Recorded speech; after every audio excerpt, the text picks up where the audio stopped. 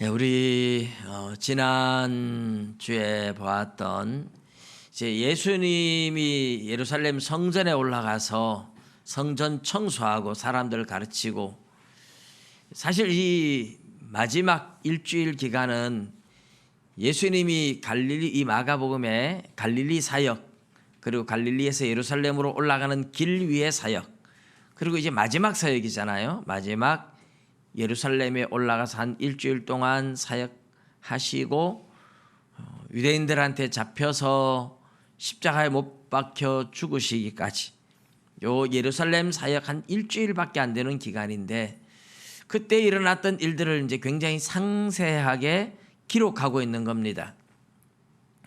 그런데 이제 성전의 제사장들, 사두개인들, 사두개파 그러죠. 그 사두개파 안에 제사장들, 서기관들, 이런 사람들이 있는데, 그들 집안 사람들, 그 사두개파에 속한 사람들이 성전에 또 다 장사꾼 노릇을 하는 거예요.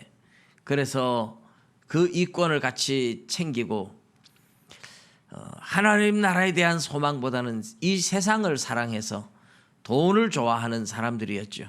그래서 예수님이 장사꾼들 쫓아내고 책망하고 성도들, 사람들한테 말씀 가르치고 할 때에 제사장들이 나와서, 서기관들, 제사장들 나와서 무슨 권위로 이런 일을 하느냐 하고 시비를 거는 거죠.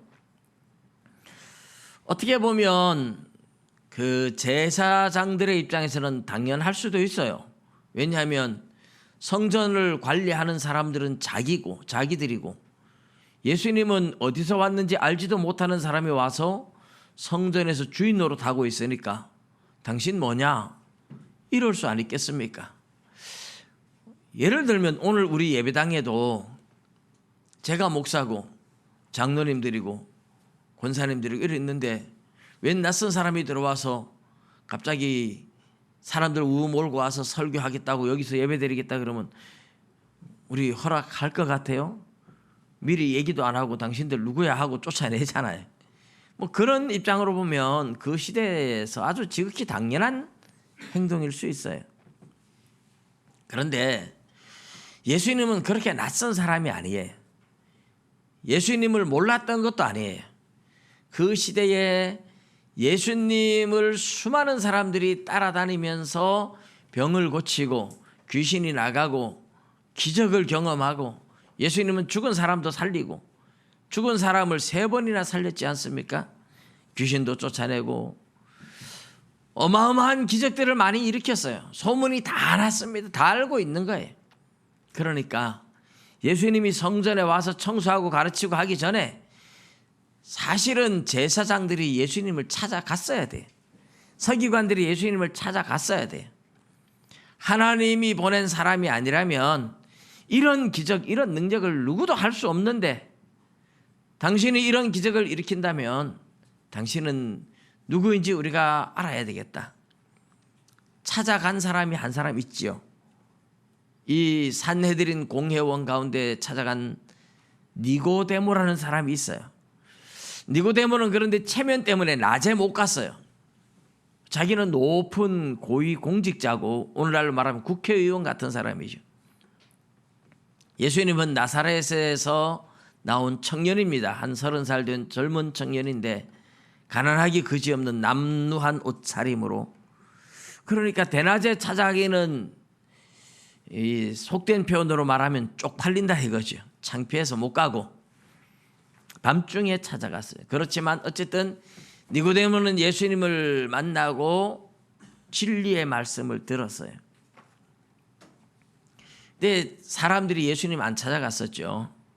예수님이 성전에까지 와서 청소하고 할 때 무슨 권위로 하느냐 이렇게 이제 따지고 묻는데, 사실은 예수님의 권위에 대해서는 양심적으로 조금만 생각해 보면 자기들도 알 수 있는 건데 그렇게 했던 거죠. 예수님은 내가 무슨 권위로 이렇게 한다라고 말씀을 하지 않으시고, 나도 한 가지 너희들한테 물을 테니까 대답해라. 그러면 나도 대답해 주겠다. 그러면서 세례 요한의 세례가 하늘에서 온 거냐, 사람이 세례 요한이 자기가 마음대로 준 거냐 하고 물으니까 하늘에서부터 명령받고 한 거다 이러면 그러면 너희들 왜 안 갔어 이럴 거고, 사람으로부터 세례 요한이 지멋대로 한 거야 이러면 백성들이 도저히 가만히 있지 않을 것 같고, 그래서 사두개인들이 모르겠다 이랬습니다. 우리는 모르겠다, 나는 모르겠다, I don't know, 모르겠다 그랬어요. 그때 예수님도 너희들이 다 양심적으로 알면서도 대답하지 않고 모르겠다 하니까 나도 너희들한테 말해주지 않겠다. 너희들이 말할 수 있는데 말을 하지 않는데 나도 너희들한테 말 안 할 거야. 예수님이 말하지 않겠다고 하셨죠. 근데 예수님은 말하지 않겠다라고 하시면서도 비유를 통해서 간접적으로 알려줘요. 간접적으로. 여러분, 우리가 사람이 직접적으로 이야기하는 거하고 간접적으로 빙 둘러서 이야기하는 거하고, 우리나라 사람들은 특별히 이렇게 간접적으로 빙 둘러서 얘기하잖아요. 그런데 빙 둘러서 얘기하는 거를 빨리 눈치를 채면 좋은데 그건 눈치채기 되게 어려워요. 저도 굉장히 둔해서 저한테 빙 둘러서 얘기하면 전혀 눈치를 잘 못 채는 사람이에요. 근데 나중에 보면 빙 둘러서 얘기했는데 그래도 못 알아들으면 어쩌라고 이러면 제가 할 말이 없습니다. 전 정말 눈치가 좀 없어요. 코치도 없고 눈치도 없고 잘 못 깨달아요. 그렇지만 가까이 늘 같이 지내는 사람은 이제 부부간에 뭐 이러면 이제 눈치를 채요. 이제 아이들이 엄마한테 뭘 요구할 때 아이들이 엄마가 뭘 안 해주면 삐져가지고 막 밥도 안 먹고 이러면 남들은 볼 때 쟤가 왜 밥을 안 먹지? 쟤가 왜 저러는 거야? 이러면서 이해를 못하지만 엄마는 알잖아요. 왜요? 늘 같이 있으니까. 아이가 뭘 하는 걸, 뭘 원하는 걸 아니까. 그래서 이렇게 가족들이나 가까운 지인들은 눈치를 빨리 채지만 조금만 이렇게 떨어져 지내는 사람들은 잘 눈치를 못 채거든요. 근데 어쨌든 내가 원하는 게 무엇인지를 직접적으로 이야기를 하면 빨리 눈치를 채지만은 빙 둘러서 이렇게 이야기를 하거나 뭐 이상한 행동을 할 때 대체적으로 눈치를 잘 못 챕니다. 우리 예수님은 내가 하나님의 아들이다 이렇게 직접적으로 얘기하지 않고 비유를 통해서 이야기를 해요. 그런데 예수님이 하는 이 비유를 통해서 간접적으로 이야기하는 방식은 그 당시 유대 랍비들이 흔히 사용하던 방법이에요. 근데 이거는 빙 둘러서 얘기해도 눈치 못 채는 그런 것이 아니고, 랍비들이 비유를 통해서 하는 이 이야기는 조금만 귀를 기울이고 들으면 누구든지 눈치챌 수 있고 알아들을 수 있는 그런 내용입니다. 그래서 오늘 이 본문도 마지막 절에 보면 그들이 예수의 이 비유가 자기들을 가리켜 말씀하심인 줄 알고, 안다 그랬어요. 예수님이 비유를 했는데 비유가 자기들을 가리켜 말한 것이다 충분히 알 수 있었고 그들도 알았어요. 알지만 그들이 회개하는 것이 아니라 오히려 예수님을 잡아 죽이려고 잡고자 하되 무리를 두려워하여 예수를 두고 가니라. 다 알았어요. 알면서도 회개할 마음이 전혀 없는 사람들이었죠. 자, 예수님이 권위에 대한 논쟁인데, 예수님의 권위, 성전에서 청소하고 장사꾼들 내쫓고 말씀 가르치고 하는 이 예수님의 권위는 어디서 왔느냐? 누가 준 권위냐? 이렇게 묻는 그들에게 예수님이 직접적으로 이야기하지는 않으시지만 비유를 통해서 들려주셨다. 이것이 이제 그 유명한 포도원 농부에 대한 비유죠. 포도원 농부 비유. 제목이 그렇죠. 이 포도원 농부 비유는 이제 예수님이 그들에게 예수님의 권위에 대해서 간접적으로 말해 주기 위해서 사용하는 비유입니다. 예수님 비유의 내용은 이렇습니다. 한 사람 이렇게 치면 이건 굉장히 큰 부자, 왕 뭐 이런 의미예요.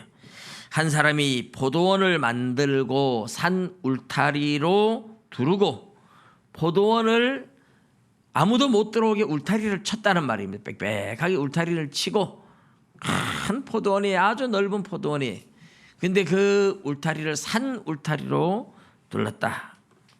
그러니까 아주 아무도 들어올 수 없도록 확실하게 울타리를 했다는 거예요. 그리고 망대를 세우고, 그것도 모자라서 망대를 세워가지고 높은, 옛날에 우리나라 뭐 원두막 이런데 이 원두막보다도 훨씬 높은 망대, 거기에서 포도원에 누가 쳐들어오는지 않는지, 도둑이 오지 않는지 다 살필 수 있도록 높은 망대를 세우고, 그리고 포도즙 틀을 만들었어요. 포도를 따서, 이 포도를 그냥 통째로 먹는 게 아니라 즙을 짜가지고 포도즙을 물 대용으로 많이 먹고, 그래서 포도즙 틀도 만들고, 그렇게 다 해서 완벽하게 해놓고 나서 농부들한테 새로 주고 타국으로 멀리 여행을 떠났다. 많은 농부들한테, 이거는 혼자서 관리할 수 있는 것이 아니니까 많은 농부들한테 포도원을 새로 주었습니다. 1년에 얼마씩 포도를 바쳐라, 뭐 이런 거겠죠. 새로 주고, 그리고 이 사람은 멀리 타국에 여행을 떠났어요.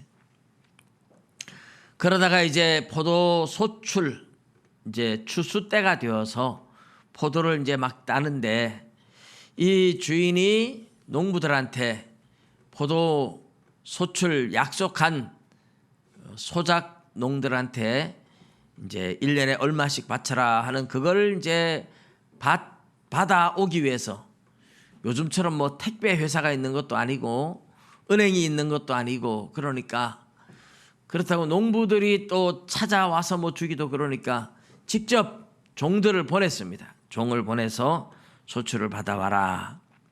그런데 농부들이 이 소출을 주기 싫어서 주인이 보낸 종을 어떻게 했습니까? 종을 심히 때리고 거저 보내었다. 빈손으로 보냈어요. 이 농부들이 겁이 없죠. 주인이 맡긴 포도원 농부들이 주인이 보낸 종을 때리고 그냥 보냈습니다. 그래서 다른 종을 또 보냈는데, 이 다른 종도 또 때리고 머리에 상처까지 내가지고 능욕을 하고 보냈어요. 아주 멸시하고 능욕을 했단 말이죠. 그래가지고 종이 그들한테 막 비참하게 당하고 주인한테 또 왔습니다. 그래서 또 다른 종을 또 보냈는데, 이번에는 종을 아예 죽여버려서 오지도 못하는 거예요. 죽였다 하는 소리를 들었어요. 주인이 생각할 때 막 화도 나고 기가 막히지만은 멀리 여행해서 지금 당장 올 처지가 안 돼서 또 다른 종들을 더 많이 보냈습니다. 그런데 보낼 때마다 종을 때리기도 하고 죽이기도 하고 능욕하고 빈손으로 보냈어요. 주인이 가만히 생각하니까 이 농부들 이게 너무너무 괘씸하지만은, 주인이 한 번만 더 참고 내 아들을 보내면 내 아들은 공경하지 않겠나. 종들한테는 막 해도 내 아들한테는 잘하겠지. 그래서 마지막으로 아들을 보냈어요. 아들. 그런데 아들을 보고 농부들이, 이 아들이 상속자니까 이 아들만 죽이면 포도원이 우리 것이 되겠다. 그래가지고 포도원에 찾아온 아들을 죽여가지고 포도원 밖에 내던져버렸습니다. 그러면 주인이 어떻게 하겠습니까? 우리 오늘 이 본문에는 그냥 포도원 주인이 어떻게 하겠느냐, 와서 그 농부들을 진멸하고 포도원을 다른 사람들에게 주리라. 근데 이제 마태복음 같은 경우에는 주인이 그냥 와서 농부들을 진멸하고가 아니고 군대를 거느리고 와요. 큰 군대를 거느린 주인이니까, 아주 부자고 왕이니까 군대를 거느리고 와가지고 농부들 전부 다 잡아서 완전히 그냥 진멸해버렸습니다. 내 아들까지 죽였는데 놔두겠습니까? 내 아들까지 죽인 농부들 집안을 완전히 멸망시켜버리고 다른 사람들한테 포도원을 새로 주었다. 이것이 이제 예수님이 들려주신 비유입니다. 비유. 이 비유의 주인은 누구냐? 하나님 아버지를 말하는 거예요. 포도원은 이스라엘 국가를 말하고 있는 겁니다. 포도원 농부들은 이스라엘 국가를 맡긴 왕들과 제사장들, 이런 사람들이 농부들입니다. 그리고 이 농부들한테 소출을 받으려고 하나님이 보낸 종들은 선지자들입니다. 그런데 선지자들을 하나님이 보냈는데 계속 때리고 죽이고 능욕하고 했다는 거죠. 마지막 아들을 보냈는데 아들은 누구예요? 예수님이죠. 예수님까지 죽였습니다. 예수님이 그래서 내가 바로 주인이 농부들한테 보낸 아들과 같이 하나님이 나를 너희들에게 보냈다. 내가 바로 하나님의 아들이야 하고 간접적으로 들려준 셈입니다. 그러면서 시편 118편에 나온 예언의 말씀 하나를 예수님이 들려줘요. 너희가 성경에 건축자들이 버린 돌이 모퉁이의 머릿돌이 되었나니 이것은 주로 말미암아 된 것이요 우리 눈에 놀랍도다 함을 읽어보지 못하였느냐 하시니라. 이 건축자들의 버린 돌이 모퉁이의 머릿돌이 되었나니 이것은 주로 말미암아 된 것이요 우리 눈에 놀랍도다.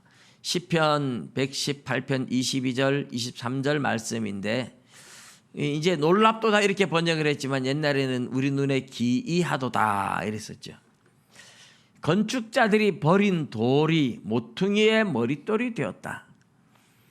우리나라도 이제 뭐 예배당 이렇게 짓고 나면 마지막 앞에 쪽에 돌을 하나 이렇게 박아놓고 거기에 뭐 머릿돌 이렇게 적어놓고 주후 뭐 몇 년도에 건축을 시작해서 몇 년도 며칠 시작해서 몇 년도 며칠 날 완공하다 뭐 이런 식으로 적어놔요.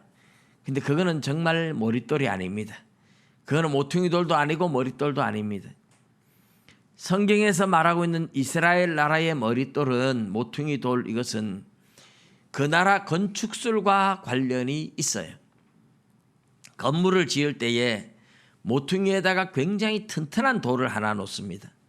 이 모퉁이에 튼튼한 돌을 놓고 이 모퉁이 돌과 연결해서 돌들을 쌓으면서 집을 짓는 거예요. 말하자면 이 모퉁이 돌은 주춧돌이죠. 기둥으로 말하면 가운데 기둥과 똑같은 거예요.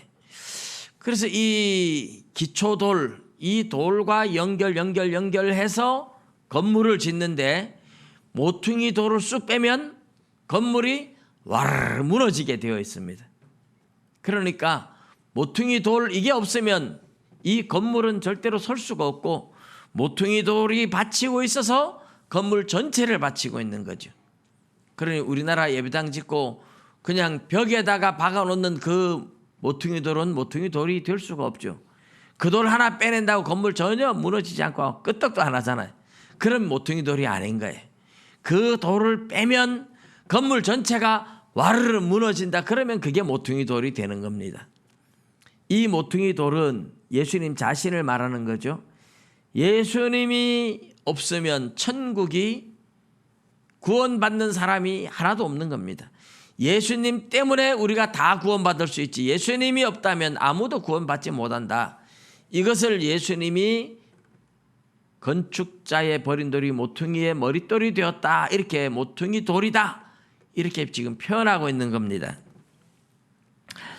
그런데 건축자들은 누굴까요? 유대인들, 하나님의 나라를 세워나가는 유대인들, 그 유대인들을 말하는데 유대인들이 하나님의 나라를 세우겠다고 하면서도 예수님을 버렸어요.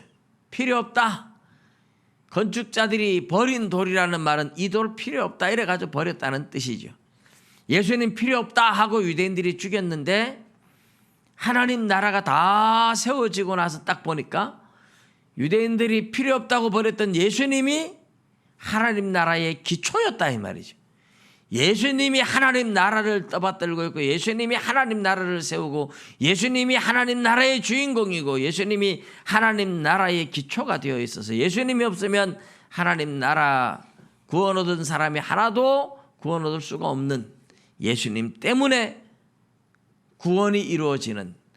그래서 건축자들은 유대인들은 예수님 필요 없다고 버렸는데 버린 예수님이 하나님 나라를 세웠는데 보니까 모퉁이 돌이더라. 예수님 때문에 구원이 이루어졌더라. 할렐루야. 기가 막힌 이야기입니다. 이 이야기를 듣고 제사장들, 서기관들이 이 비유는 자기들을 가리켜 말씀하심인 줄 알고 잡고자 하되, 예수님을 잡아서 죽이고 싶은 거예요. 예수님을 잡으려고 했지만 자기들을 악한 농부들로 비유하고 있고 예수님을 하나님의 아들로 비유하고 있으니까 죽이고 싶은데 무리들 때문에 두려워서 예수님을 버려두고 그냥 갔어요. 더 이상 간섭하지 않고 갔다. 그렇지만 결국은 사람들이 없을 때, 무리가 없을 때 밤중에 예수님을 잡아다가 빌라도에게 넘기고, 신문하고 빌라도에 넘기고, 그렇게 제사장들이 예수님을 죽인 겁니다. 자, 우리 이 본문에서 충분히 알 수 있는 것이 뭐냐 하면, 하나님 아버지가 많은 선지자들을 보냈지만 이스라엘은 끊임없이 하나님을 배반하여 왔고, 마지막에 하나님이 아들을 보냈는데 아들 예수님까지 그들은 죽인다 하고 이야기하고 있는 겁니다. 예수님은 이런 비유를 통해서 예수님 자신의 권위를 설명하고 권위를 나타내기 위한 것만이 아니라 유대인들한테 경고성 메시지를 주는 거죠. 내가 바로 하나님의 아들이다. 너희들이 회개하고 돌이키지 않으면 주인이 와서 농부들을 진멸하고 다른 사람들한테 세를 준다. 실제로 그래서 유대인들은 진멸당했죠. 언제요? 주후 70년 로마에 의해서 유대인들 예루살렘은 완전히 멸망을 당해버리고 말았습니다.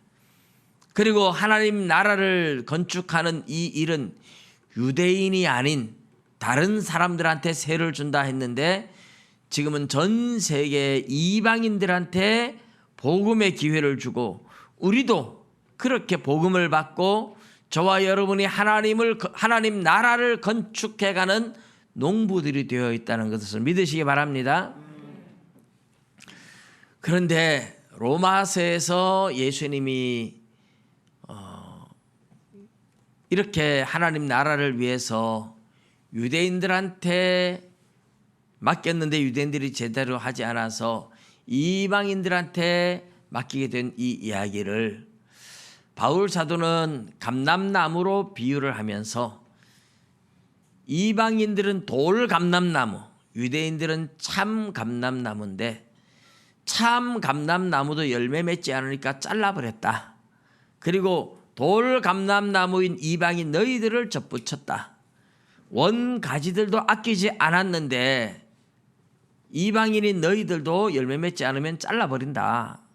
원가지도 아끼지 않고 열매 맺지 않으면 과감하게 잘라버렸는데 이방인인 너희들은 오죽하겠느냐. 그런 식으로 바울 사도는 로마서 11장에 접붙임의 원리에 대해서 설명을 하고 있습니다. 여러분, 이런 경고들은 오늘 저와 여러분에게도 굉장히 중요한 경고입니다. 하나님 말씀을 듣고 열매 맺는 삶을 살아야 된다, 그런 것이죠.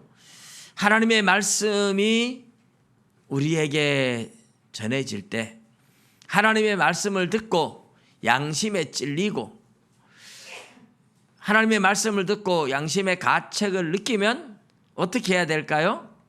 내 자존심, 내 고집, 체면 다 버리고 하나님 앞에 아멘하고 순종하고 따라와야 되는, 그래야 열매 맺는 인생이 되는 겁니다. 근데 사람은 살아가다 보면 두 가지 싸움이 있어요. 내 안에 성령이 주시는 마음과 마귀가 주는 육신의 욕망을 자극해서 내 육신의 욕망의 마음과, 그리고 육신과 우리 성령의 마음이 늘 싸우고 있습니다. 갈라디아서 5장에서는 그래서 성령의 소욕과 육신의 소욕 이렇게 이야기를 하죠. 로마서 7장 8장에서도 그 이야기를 계속하고 있습니다. 내 안에 죄가 있다. 그 죄와 마음이 싸워서 늘 갈등을 겪고 있는 존재, 이것이 저와 여러분의 모습입니다. 그러면 우리는 우리 안에 자존심, 체면, 고집, 욕망, 이런 것들을 성령의 마음으로 죽여야 돼요. 로마서 8장 12절에 보면 그러므로 형제들아 우리가 빚진 자로 돼 육신에게 져서 육신대로 살 것이 아니니라. 너희가 육신대로 살면 반드시 죽을 것이로되 영으로서 몸의 행실을 죽이면 살리니 이랬어요. 그러니까 성령의 인도를 따라 살아가면서 육신의 자존심이나 고집이나 혈기나 욕망이나 이런 것들이 나를 지배하지 못하도록 과감하게 육신의 욕망들을 꺾어버려야 되는 것이, 그게 저와 여러분이 걸어가야 할 길입니다. 믿으시기 바랍니다. 우리 육신의 욕심들은 뭘까요?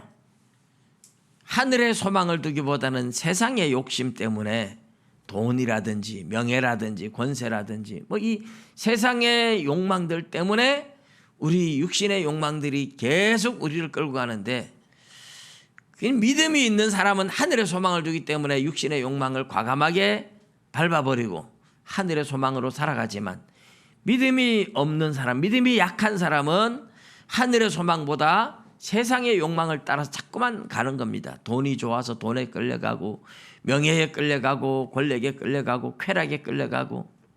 그게 이제 믿음이 있느냐 없느냐의 차이입니다. 이 서기관들, 제사장들, 이 사람들도 결국 예수님을 통해서 이 비유가 자기들을 가리켜서 말씀하신 것인 줄 아는데도 예수님을 자꾸 배척하는 이유가 뭡니까? 이 사람들의 목적은 돈이에요, 돈. 서기관 자리에 앉아서 성전에서 관리를 하면서 그들은 하나님 나라를 세우고 하나님을 섬기는 것이 목적이 아니라, 이런 명절, 유월절이나 이런 명절 때에 수많은 사람들이 몰려왔을 때 대목이죠. 큰 돈을 이럴 때에 마련을 하고, 이들은 자기들이 떵떵거리고 사는, 우리 누가복음에 보면 한 부자가 날마다 호화로이 연락하는데 한 거지 나사로가 대문간에서 굶주리고 누워 있었죠. 그렇게 화롭게 날마다 잔치를 벌이며 살 수 있는 사람들이 바로 이 제사장들이고 서기관들이고 이런 사람들이에요. 이런 사람들 아니면 그 당시에 이렇게 화롭게 살 사람이 별로 없어요.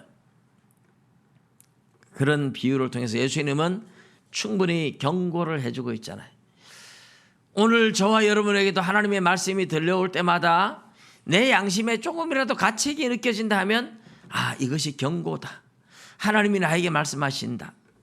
빨리 기도해야 되는데, 이런 마음이 딱 들으면 망설이지 말고 빨리 하셔야 돼요. 성경 읽어야 되는데 이런 마음이 들면 빨리 해야 돼요. 내가 누구한테 가서 사과를 해야 되는데 이러면 빨리 찾아가서 해야 돼요. 이런 마음이 양심의 가책이 느껴지는데 미루잖아요.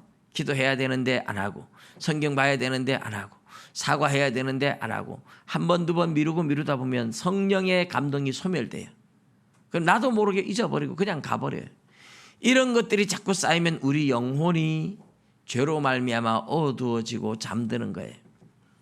하나님은 오늘도 우리에게 이런 경고, 감동, 성령의 감동으로 우리에게 메시지를 주고, 징조를 통해서 우리에게 메시지를 주고, 성령의 말씀을 통해서 끊임없이 우리에게 경고를 하는데, 우리가 마음이 완악해지면 말씀을 듣지 않는 거죠.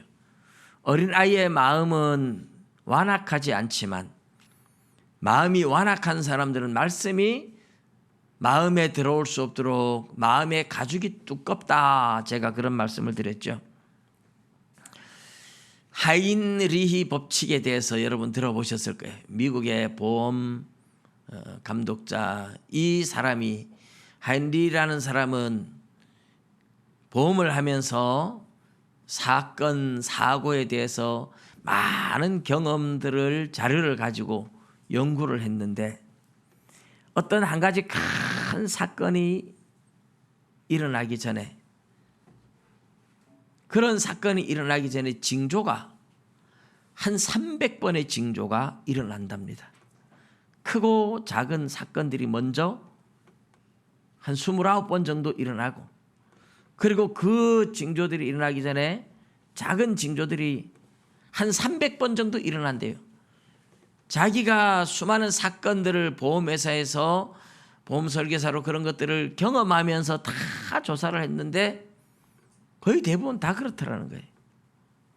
그래서 300번의 징조가 일어나는데도 사람들은 무시하고 관심을 가지지 않다가 큰 사건이 결국은 일어나더라. 그래서 오늘 우리에게도 일어나는 사건들을요, 이런 사건들을 우리는 무심코 넘어가면 안 됩니다.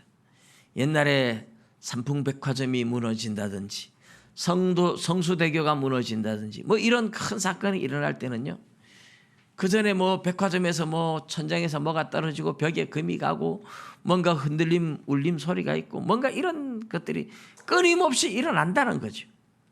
그런 것들의 경고를 무시하고 있다가 보면 사건이 터지는 거예요. 큰 지진이 일어난다든지 태풍이 일어난다든지 뭐 이런 자연재해들도 거기에 대한 징조들이 사실은 끊임없이 있어요. 끊임없이 있고, 그런 것들을 일찍 눈치채는 동물들은 다 도망가고 피하는데, 그런 데 대해서 무감각한 사람들만 있다가 실컷 당하는 거잖아요. 여러분, 뭐 해일이 일어날 때 짐승들 미리 다 도망가고 다 피했다 그러죠. 쓰나미가 올 때 짐승들은 다 알고 미리 도망갔는데 사람들은 가만히 있다가 당하고, 그래서 그런 것들을 연구해서 책으로 만들어내고, 그래서 하인리히 법칙이라는 것은 지금도 보험사라든지 이런 데서는 굉장히 중요하게 다루고 있고, 하인리히 법칙이 가장 잘 지금도 통용되는 법칙입니다. 말하자면 하나님께서는 어떤 큰 사건을 일으키기 전에 여러 가지 징조들로 경고를 한다는 겁니다. 여러분, 내 몸에 병이 걸릴 때, 중병이 걸릴 때 징조가 미리 다 있어요. 뭔가가 어지럽고 구역질이 나고 뭐 힘이 빠지고 뭔가가 징조가 있지만 우리는 평상시에 그냥 일어나는 건가 생각하고 그냥 넘어가는 거죠. 여러분, 감기가 오기 전에 꼭 징조가 있잖아요. 옛날엔 몰랐는데 이제 나이가 들어가면서 경험이 쌓이다 보니까 감기가 오기 전에 꼭 머리가 먼저 띵 하고 아프다, 이제 이런 징조가 있더라고요. 그래서 감기가 오기 전에 뭔가 머리가 좀 띵 하고 피곤하다 이런 느낌이 들면 그거 무시하다 보면 감기에 걸리면 한 일주일은 고생해야 되니까, 그렇게 머리가 좀 띵 하고 피곤하다 이런 느낌이 들 때는 진통제 같은 거 얼른 하나를 먹고 누워서 한 시간 정도 푹 잡니다. 그렇게 쉬고 나면 감기가 안 오는데, 오다가 내가 미리 방비를 하니까 징조를 통해서 딱 막으니까 안 오는데, 그 징조를 무시하고 바쁘다고 그냥 일을 계속하다가 감기 걸리면 한 일주일 동안은 하여튼 고생을 많이 하잖아요. 그런 징조를 이제는 아니까 감기에 걸리지 않고 지낼 수 있더라고요. 근데 여러분, 이런저런 세상에 많은 일들도 징조가 있지만 제일 중요한 것은 하나님께서 우리에게 주시는 경고의 메시지들, 이거 정말 두려워할 줄 알아야 돼. 하나님이 우리에게 주시는 하나님의 말씀을 통해서 우리에게 주어지는 경고의 메시지는 내 양심의 가책이 느껴지는 겁니다. 내 양심을 두드리는 겁니다. 너 왜 요새 기도하지 않아? 너 왜 요새 성경 보지 않아? 너 왜 요새 이렇게 이런 일들을 하고, 왜 요새 이렇게 욕심을 부리고, 왜 요새 이렇게 관계를 깨뜨리고, 왜 이러는 거야? 뭔가 성령님이 우리에게 양심의 가책을 느끼게 하는 게 오면 빨리 순종을 해야 돼요. 설교를 들을 때마다, 하나님의 말씀을, 성경을 읽을 때나 설교를 들을 때마다 이 가책이 딱 느껴진다. 하나님이 작은 경고의 메시지를 우리에게 주는 겁니다. 여러 가지 징조들이 오는데도 무시하고 있다가 큰 사건이 터지면 감당하지 못하듯이, 하나님께서는 저와 여러분에게 가장 많이 주시는 경고의 메시지가 설교를 통해서예요. 말씀을 통해서고 그 다음에 양심의 가책을 느끼게 하는 겁니다. 저 여러분이 하나님의 말씀을 들으면서 양심의 가책이 조금이라도 느껴진다면 빨리 하나님 앞에 회개하고 순종을 해야 돼요. 이런 양심의 가책이 느껴지는 걸 무시하고 계속 가다 보면 하나님이 그렇다고 막 양심의 가책이 느껴지는데 계속 말씀 거역하고 성령을 소멸하면서 갔잖아요.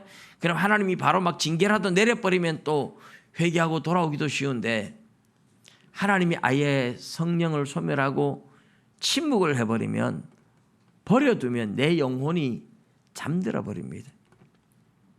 내 영혼이 어둠에 사로잡히고 죄악에 덮여버리고 영혼이 잠들어 버리면요, 하나님과 살아있는 영적 교제가 끊어집니다. 하나님과의 살아있는 영적 교제를 통해서 우리의 영혼이 굉장히 큰 기쁨을 누리는데, 그런 기쁨이 사라져버리면 교회 다니는 게 힘들고 교회 다니는 게 즐겁고 행복하고 감사하고 막 기뻐해야 되는데 그런 기쁨들이 사라지는 거예요. 왜요? 성령이 감동을 소멸해버렸기 때문에, 하나님께서 나와의 관계를 끊어버렸기 때문에. 무서운 겁니다. 이게 하나님이 버려두는 겁니다. 제일 무서운 것이 하나님이 어떤 벌을 내리는 것보다도 성령을 거두어 가시는 거나 성령의 감동이 소멸돼서 하나님과의 살아있는 영적 교제가 단절된 것이 제일 두려운 겁니다. 여러분, 하나님의 말씀을 들으면서 조금이라도 양심의 가책이 느낀다면 빨리 회개하고 돌이켜야 되는 거죠.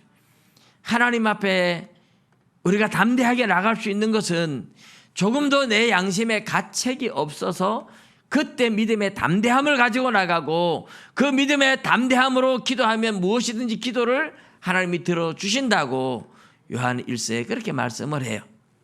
오늘도 저와 여러분은 신앙생활에 잠들지 않아야 됩니다. 말세에 예수님 재림할 때 잠든 영혼들이 주님을 맞이하지 못해요. 우리 영혼이 잠들면 안 된다 이 말입니다. 깨어있으라 그랬잖아요. 말씀을 늘 가까이 하고 늘 기도를 하고, 내 양심이 하나님 앞에서나 사람 앞에서 양심에 꺼리낌이 있는 것이 없는지 돌아보셔서 우리의 양심에 가책이 없는, 하나님 앞에 지금이라도 하나님이 오셔도 주님 제가 여기 있습니다, 주님 제가 잘했지요, 주님 내가 이렇게 했어요 하고 어린아이같이 주님 앞에 나가도 부끄러움과 가책이 조금도 느껴지지 않을 만큼 담대할 수 있는 그런 여러분 신앙생활이, 양심이 살아나는 겁니다. 양심이 담대함을 얻게 만드는 것이 살아있는 신앙생활이에요. 저와 여러분의 양심에 부끄러움이 없는 담대한 믿음을 가질 수 있기를 주님의 이름으로 축복합니다. 기도드리겠습니다.